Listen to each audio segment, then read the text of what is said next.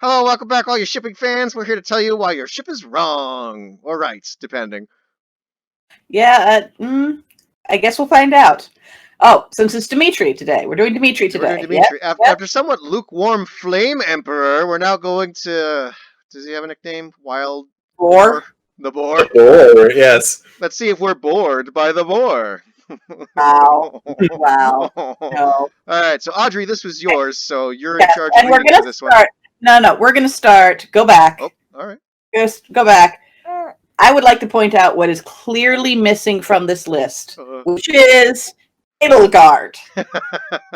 Edelgard is missing from this list, and that they very, very clearly set up a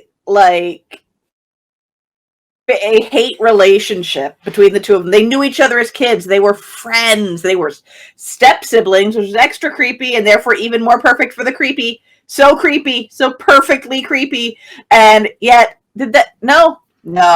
Okay, no. So, and for some reason, this isn't even a big thing on AO3. I went looking for fic, assuming there was going to be a ton of it. Is there? No, there is not. There is not, and the internet has failed me. Rule 31 has let me down, and I will be mad about it for fucking ever. Can I take a step back? No. Okay, I'm gonna. The creepy step sibling thing is a benefit because It's gonna be a super creepy ship no matter what. The point is that this is a horror ship, okay? This is a horror ship where they're both trying to kill each other, okay? This is a Before, during, and after. before, during, and after. Yes, it's no horror ship.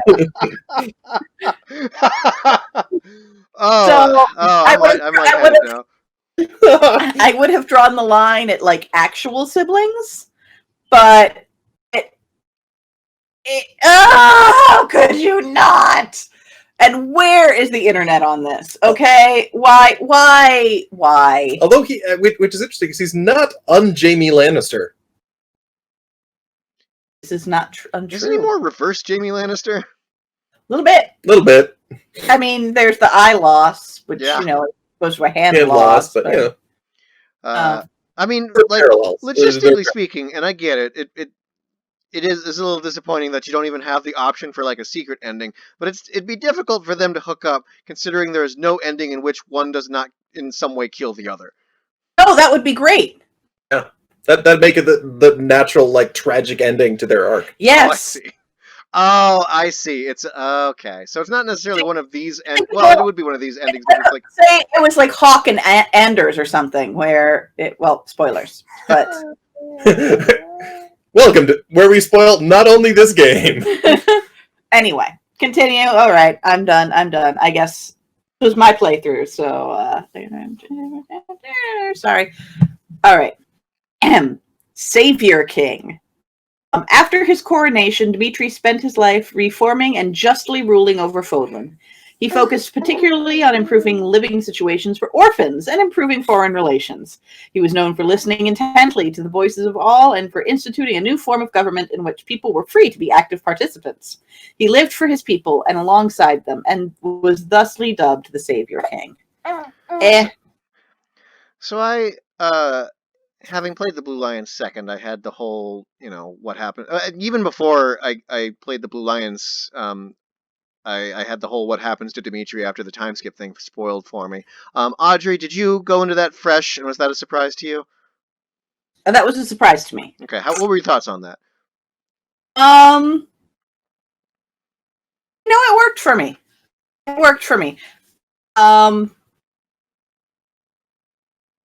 Yeah, you've got your general angst and your big turning point, and yeah, no,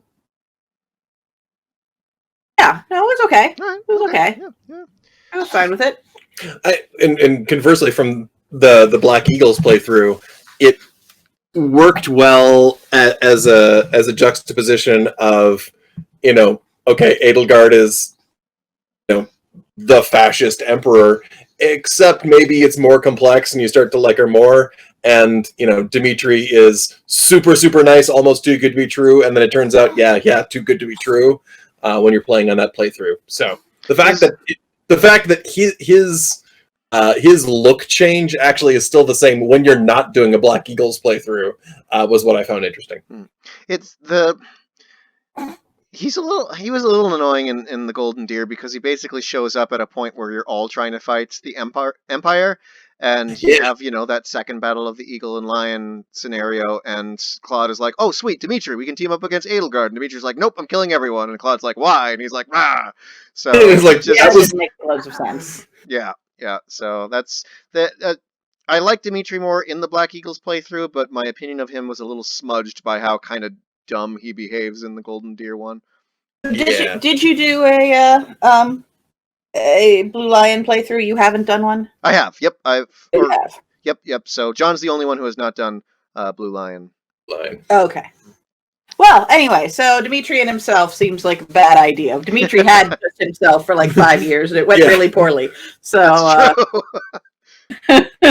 so we think I call that a bad ship. Yes, the baby agrees with me. All right. Guardian of Order. Whoa. Intriguing. Paired with the end of the war, the joyous marriage of Byleth, the newly appointed archbishop, and Dimitri, the newly crowned king of Fargus, gave the people of Fodlan much to celebrate. The two were devoted to improving the life for the people and to seeking greater wisdom in order to reform the government and the church from the inside out.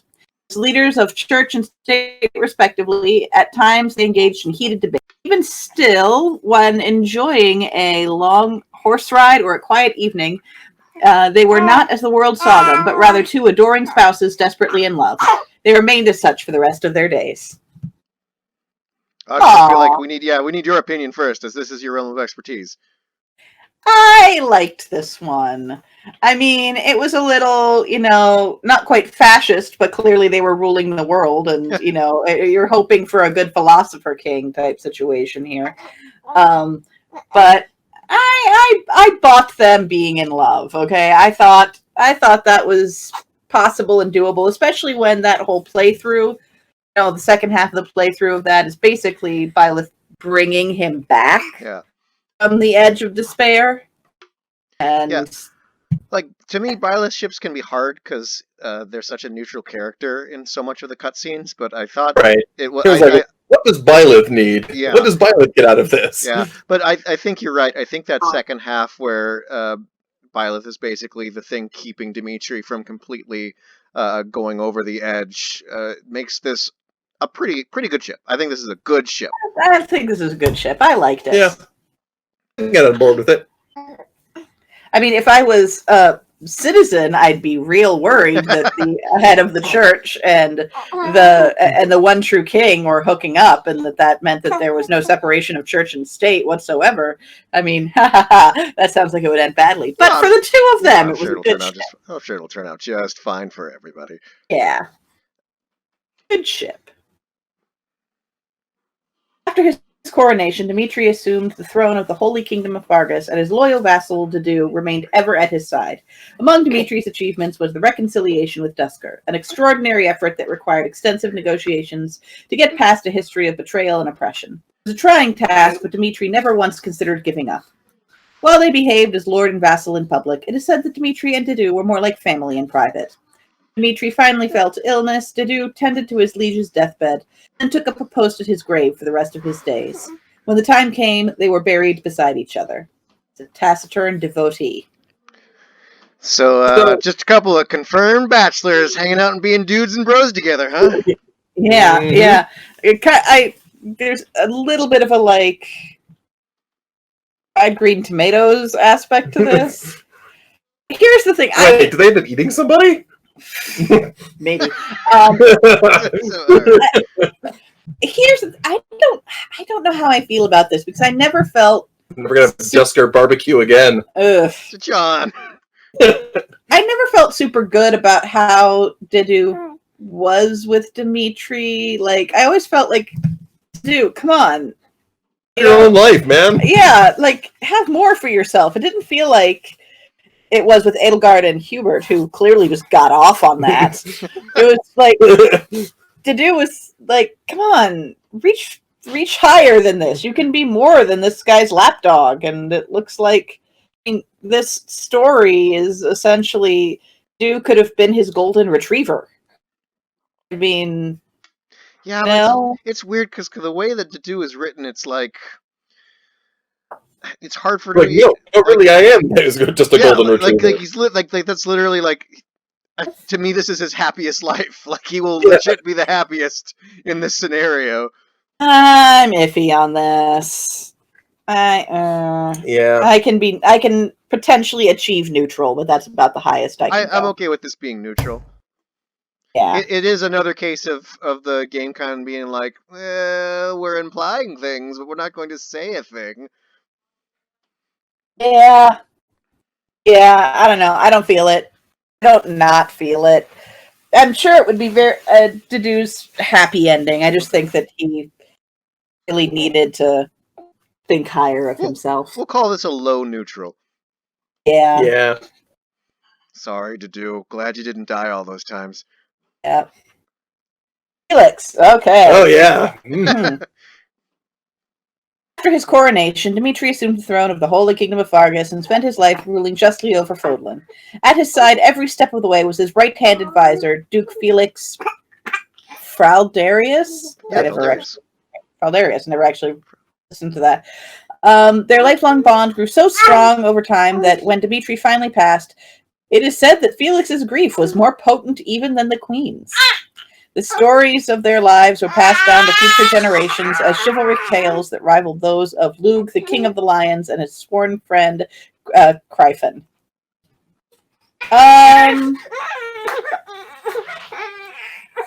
can buy them being lifelong frenemies. Yeah. I can buy them being lifelong frenemies. Like I can see Felix being the King Louis, I don't even know what he was to King Henry VIII. Oh, gotcha. The Which King Louis was it Francis? The Francis. French it was Francis, yeah. not Louis. It was Francis. Yeah, obviously, it was Francis. We all know what you're talking about, French especially king. The French King, where their whole thing was like they look up the field of the cloth of gold. Anyway, I can see them being frenemies their whole lives. And this seems to me like a good example of, hey, if we're not gonna make an ending a actual relationship, then at least make them best friends. And this is, I think, as close as those two are ever gonna be two actual best friends. So I think it's pretty good. It's okay. Yeah, I'm okay with this. Yep, this is a good ship. John, any opinions? I know you're the least informed about Blue Lion, folks, but yeah, yeah. So it's mostly like what I have experienced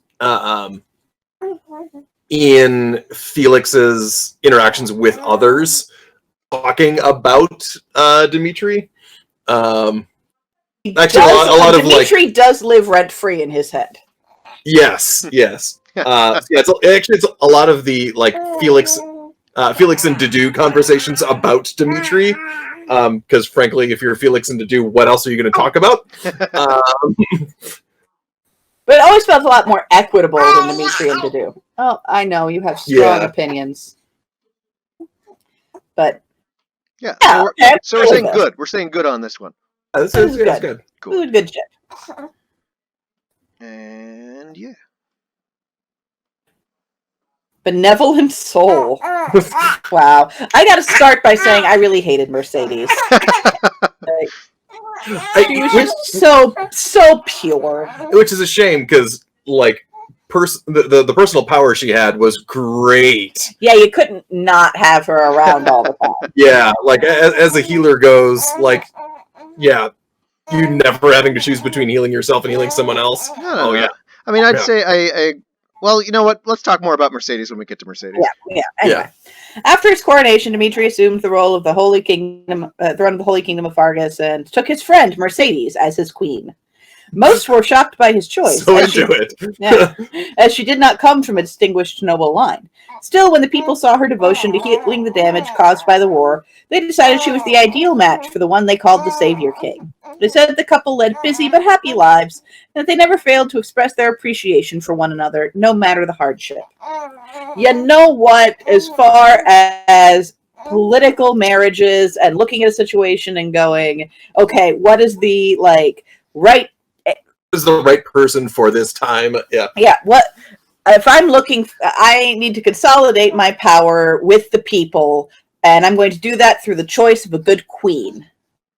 I'm on board with this. I think as a relationship between the two of them, political match, whatever. But I no, would also say, just as far as like fine. being married goes, for given Dimitri and his tendency to have a temper, Mercedes would be a good fit to be able to be patient and sort of relax him. Like she's not going to Yeah. she's not going to exacerbate his previous like mental wounds. So that's pretty good. Yeah. She's also not one who's going to be beaten by them. It's not like let's throw someone meek who's not going to anger him, but is just going to be eaten alive. Yeah. And I like the idea of occasionally Mercedes telling Dimitri a ghost story that makes him scared. Yeah. Yeah. No, I like this. Not really as a. I'm not sure I like it as a ship. I'm not sure how I feel about it as a ship. I'm not sure as a ship it's ideal, but I can see how he came to this smart political decision. I approve. So rarely do you see smart political decisions. Yeah, so I'm leaning low good. What are your feelings? Yeah. Like it's a good match that I'm not emotionally invested in, but not being emotionally invested in it is kind of the point. Yeah. So, all right. So we're gonna say good on this one. Yeah. Good for them. Bloomed overachiever. Huh. Anyway, after his coronation, Dimitri assumed the throne of the Holy Kingdom of Fargus and spent his life ruling justly over Fodlan. At his side, every step of the way, was his queen, Annette, whose wisdom provided not only reliable counsel, but a whole assortment of revolutionary policies. The royal couple's sincere approach to governance earned them widespread acclaim, securing their line as a dynasty that lasted for generations to come. Their married life was said to be full of love and cheer. That's a boring. So there's one sentence about their relationship and it's hyper boring. I feel kind of the same way you, Audrey, felt about Mercedes. I think Annette's probably a good choice as a queen, and I am less enthusiastic about this as a relationship. I'm not even sure that she was a good choice as a queen. I mean, I don't see her being a particularly good monarch. Well, and certainly not as effective as a pairing with Dimitri. Like as someone who's still like playing an active role in the kingdom and as a voice in state, sure, but yeah. Well, I feel like Annette's benefit as like a queen would be that she would actually have an understanding of economics and like social policies and things. Like she would understand how to rule a government a little better than Dimitri would. Yeah, right. I think she'd be better on a council. Yeah, I'm like, put her on the council. That's fair. So, is this neutral or is this going all the way down to bad? I think it's bad. I think it's bad. I think it's boring. The ship's bad. It is boring. You're right, and that's maybe the worst thing a ship could be. So, yeah. Like it doesn't make a lot of sense. I don't really feel interested in watching where it goes in any sense. It's bad ship. Boo. Yeah. All right. Stalwart Knight. After his coronation, Dimitri assumed the throne of the Holy Kingdom of Fargus and spent his life ruling justly over Fodlan. At his side, every step of the way, was Ingrid, who left House Galatia to serve House Bladed. Welsh. House Welsh as a knight. As they worked together to restore the kingdom, the pair fell in love and were eventually married. But while Ingrid was happy to play the role of queen and to support her husband in public and private, she insisted on taking up a weapon and serving in the front lines of battle. I'm okay with that. Yeah, I'm okay with that. it kind of saved itself in the end. Yeah, Ingrid makes a good battle queen. Yeah. And I sort of like they worked together to restore the kingdom. The pair fell in love and were eventually married. Yeah. I can see her being really invested and idealistic in how you would, but idealistic but practical. Right. And that Dimitri would come to really, like that. And I can see the two of them having some blonde children and, Yeah, expanding the master race like you do. That's what you do. And you guys keep going up, for as much as you guys talk about how the Empire is fascist, there's a lot of fascism going on over here. I just want to drink with Claude. I don't care about everybody else. Yeah. I'm not sure it's absolute monarchy, not necessarily fascism. There's a lot of totalitarianism going on here. Yeah. Anyway. So I think we're on board with this being a good ship. We're on board with this being a good ship, especially if she gets to keep her Pegasus. Yeah. I try to take it away from her. I'm not gonna. All right. And then we have Marianne, survivor of the curse. Oh. Cat. The baby's kicking the cat. Like you do. Gotta assert dominance. I mean, when you're a tiny creature in that household. All right. Dimitri assumed the throne of the Holy Kingdom of Fargus and spent his life ruling justly over Fodland. Several years after his coronation, he took Marianne, whom he loved dearly, as his queen. Many of Dimitri's greatest achievements can be traced to the wisdom provided by Marianne, who had received tutelage from her adoptive father, Margrave Edmund. Many years later, when Dimitri fell to illness, he clutched his queen's hand until the very end. The queen's journal, uncovered after her passing, contained recounts of their time together. Her last words, penned with trembling hand, are, "I would not trade our time together or the happiness we knew for anything." Huh. Again, not doing the Blue Lions playthrough, I did not really expect this. I can get on board with this. This is actually... Really? This is who I hooked Dimitri up with in my Blue Lions. Yeah, for the two of their characters, I could actually... Well, I think because she has the quietness, the sort of the quiet Mercedes thing, but also with they both have a secretly we are scared that we are the monsters that are going to destroy everyone around us. To me, this ending... Oops, sorry, go ahead.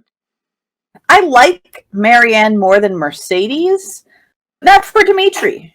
She's too timid. And what is this whole thing about tutelage from her adoptive father? Didn't she have a whole fucked up relationship with her adoptive father? Yeah, that part's kind of weird. That's weird.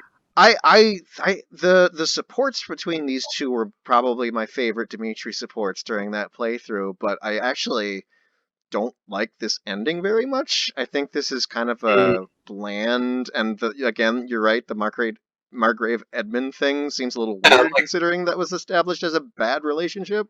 Yeah, I didn't happen to pick up Marianne during my playthrough, so I didn't ever see their support. Their support's definitely give an aspect of them realizing, oh my gosh, you're a person who kind of understands, if not exactly what I'm going through mentally, at least the type of mental problem I'm having right now, and because of that, they sort of connect and become supporters of each other. And I really, really like their supports. But again, this is a boring ending. It's a boring ending. I just don't see her as queen. I mean, I could see Mercedes as queen. I don't see Marianne as queen. Like this. I don't see her paragraph, and it's almost like, hey, they liked each other. You're gonna have to trust us. It never really showed, but they did. Yeah, I don't like it. But the two of you are at least neutral on it. I like this ship. I don't like this ending, so I'd say I'm neutral. I can live with that as a All right, I'm outvoted. Neutral it is. Neutral it is. You can have the neutral stamp. Bam.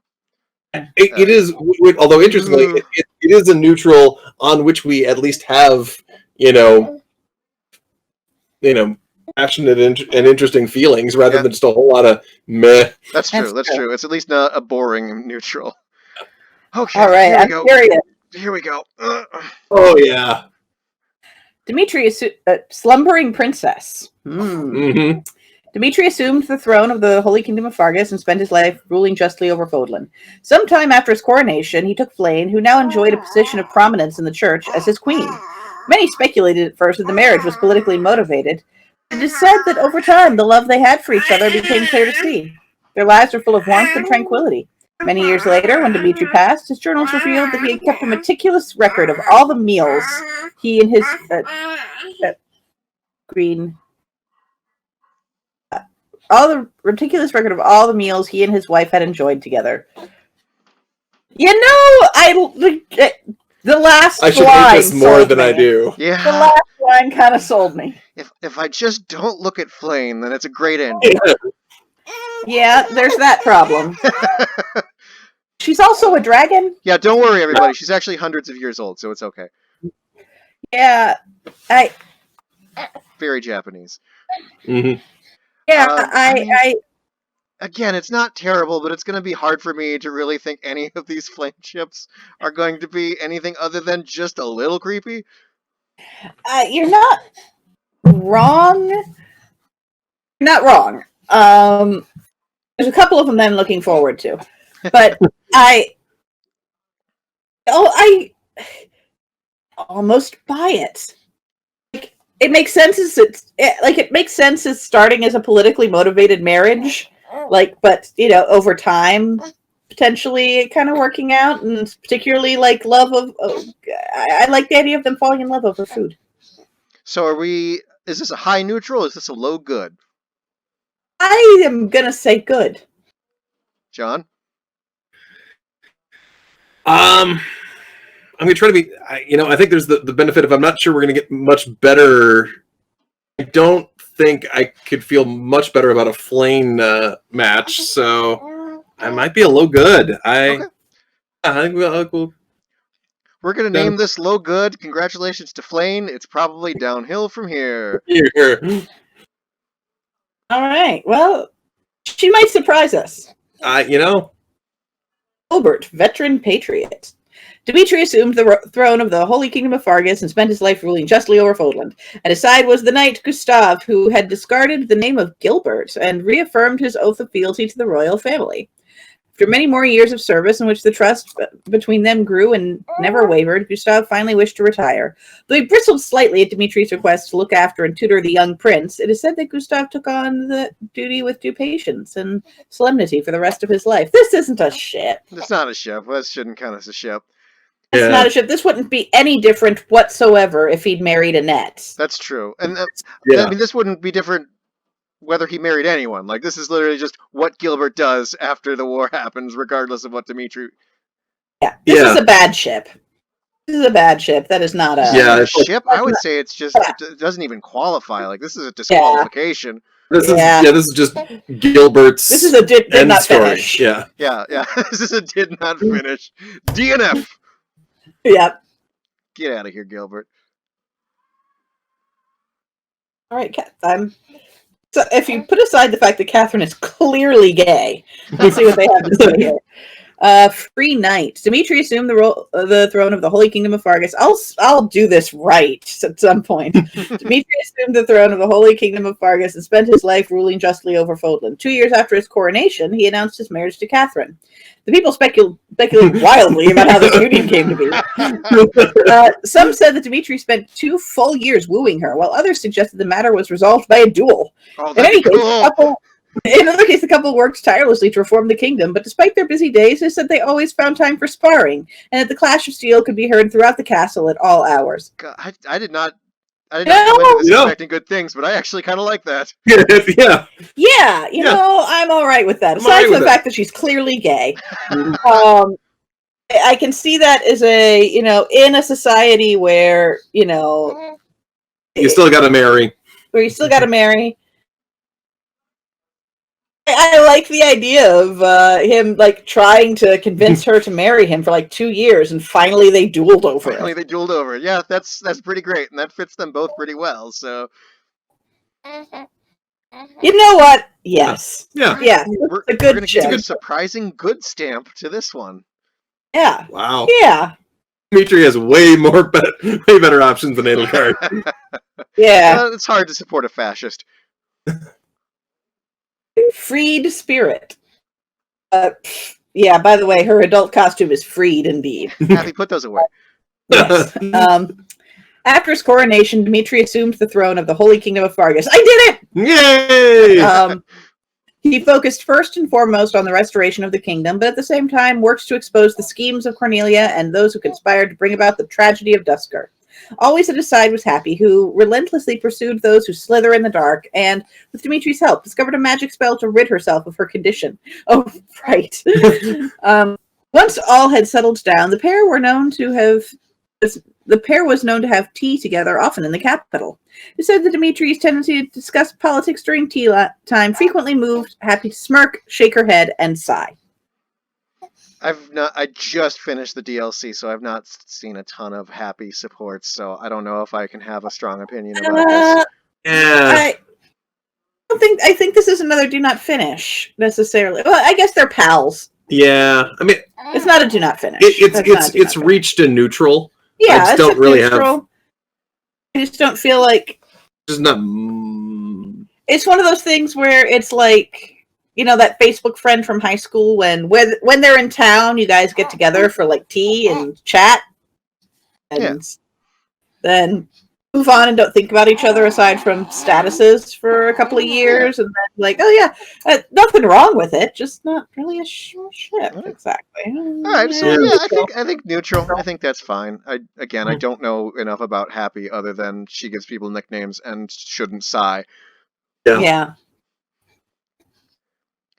All right. Well, that brings us to the tough question. What's the best ship?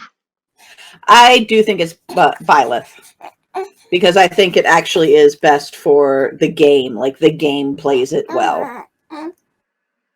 Like, you see it building in the game.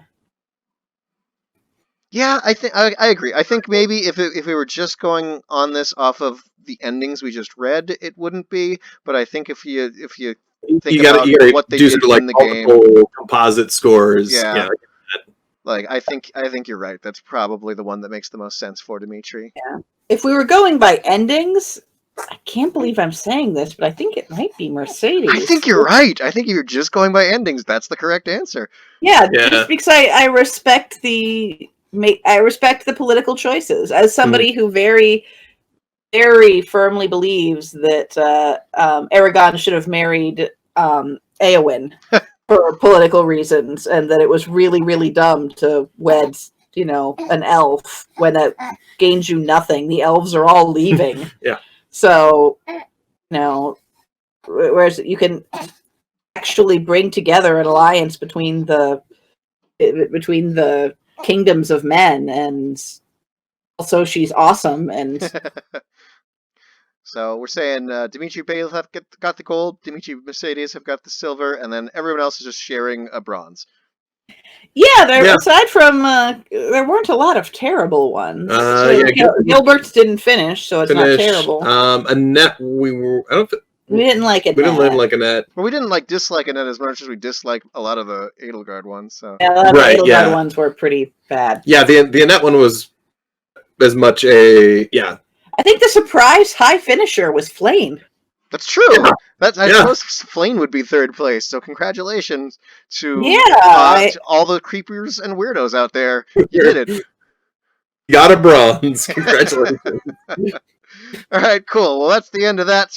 Next time, the good guy, Claude.